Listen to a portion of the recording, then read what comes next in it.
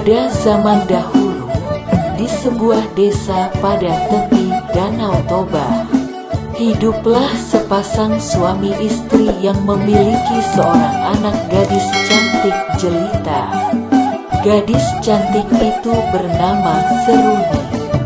Selain cantik, dia juga anak yang berbakti kepada kedua orang tuanya. Seruni selalu bersikap sopan dan senang membantu pekerjaan orang tuanya. Suatu hari, Seruni harus berpisah dengan pemuda pujaannya yang bernama Sidoli. Sidoli harus pergi merantau untuk mengumpulkan uang sebagai biaya pernikahan. Danau Toba dan batu-batu di sini akan menjadi saksi. Berjanjilah kau akan kembali lagi. Seruni, aku akan berjanji akan menemuimu lagi di tempat ini. Kita akan segera menikah. Pekerjaan ayah Seruni selain berladang, juga menjadi nelayan penangkap ikan mujair. Akan tetapi, hasil dari nelayan digunakan untuk berfoya-foya. Ayah Seruni terlilit hutang sangat banyak, hingga tak sanggup membayarnya lagi. Hutangmu sudah terlalu banyak. Sudah saatnya kau membayar hutangmu itu sekarang juga. Jika tidak, kau harus menjodohkan Seruni dengan anakku. Tunggu dulu. Awak bicarakan dulu dengan Ibu Seruni. Tidak bisa, kau sudah berjanji. Kau tahu kan apa yang terjadi jika kau melanggar janjimu? Lalu, ayah Seruni pun bingung. Namun bagaimana lagi, karena tidak ada pilihan lain. Ia harus menjodohkan Seruni dengan anak temannya. Suatu hari, Seruni mendengar ayahnya sedang berbicara kepada ibunya perihal perjodohan dirinya. Seruni pun menangis mendengar hal tersebut. Ia teringat janjinya kepada Sidoli.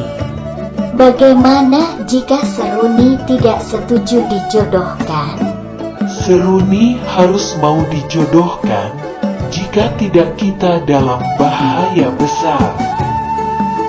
Esok harinya, Seruni pergi ke ladang seperti biasa. Kali ini, ia pergi sendirian ke ladang. Karena kedua orang tuanya ada keperluan di desa tetangga.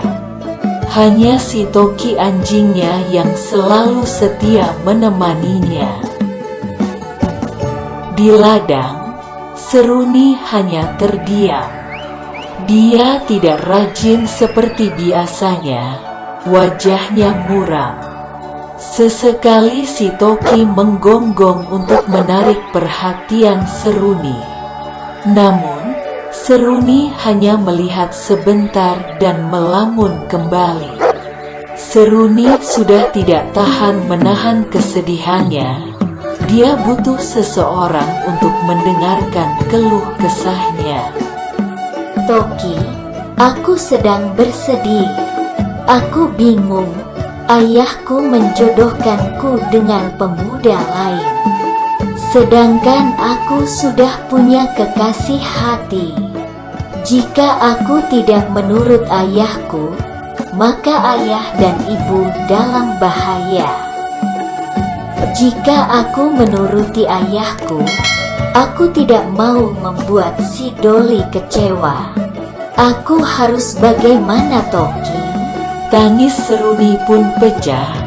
Dengan berderai air mata, Seruni bergegas berjalan menuju Danau Toba. Si Toki pun segera mengikuti kemanapun majikannya pergi.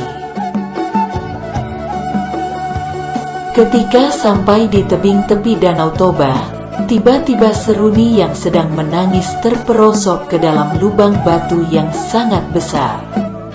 Lubang yang sangat gelap membuat Seruni ketakutan dan berteriak meminta tolong kepada si Toki anjingnya. Namun, Toki hanyalah seekor binatang dan tidak dapat berbuat apa-apa selain menggonggong di sekitar lubang tersebut.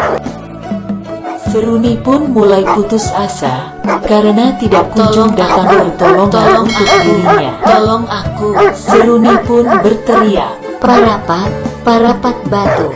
Setelah Seruni berkata seperti itu, tanpa diketahui, dinding-dinding lubang batu mulai merapat. Semakin lama, semakin merapat dan menghimpit tubuh Seruni. Tolong aku. Melihat kondisi majikannya yang semakin tidak tertolong, si Toki akhirnya berlari pulang. Di rumah, orang tua Seruni baru saja pulang dari desa tetangga. Si Toki berusaha memberitahu bahwa Seruni dalam keadaan berbahaya dengan menggonggong tanpa henti, mencakar tanah dan mondar-mandir di sekitar ayah dan ibu Seruni. Sadar dengan isyarat dari Toki, orang tua Seruni langsung bergegas mengikuti Toki hingga sampai ke tepi lubang tempat anak gadis mereka terperosok. Mereka mendengar suara jeritan anaknya dari dalam lubang. Akan tetapi, keduanya tidak bisa menolong. Bu, aku akan turun menjemput anak kita. Jangan, Pak. Lubang ini sangat berbahaya. Ayah Seruni pun mengurungkan niatnya. Namun tiba-tiba terdengar suara gemuruh dan guncangan besar yang membuat lubang perlahan-lahan merapat dan tertutup dengan sendirinya. Seruni yang berada di dalam lubang akhirnya terhimpit dan tidak dapat diselamatkan. Di atas lubang yang sudah tertutup itu, muncullah sebuah batu besar yang menyerupai tubuh seorang gadis. Batu itu menggantung di dinding tebing tepi Danau Toba. Masyarakat mempercayai batu itu adalah batu penjelmaan dari Seruni. Masyarakat memberinya nama Batu Gantung. Ucapan Seruni yang terakhir didengar warga berupa Parapat-Parapat dijadikan nama daerah tempat beradanya batu gantung yang dinamakan Kota Parapat.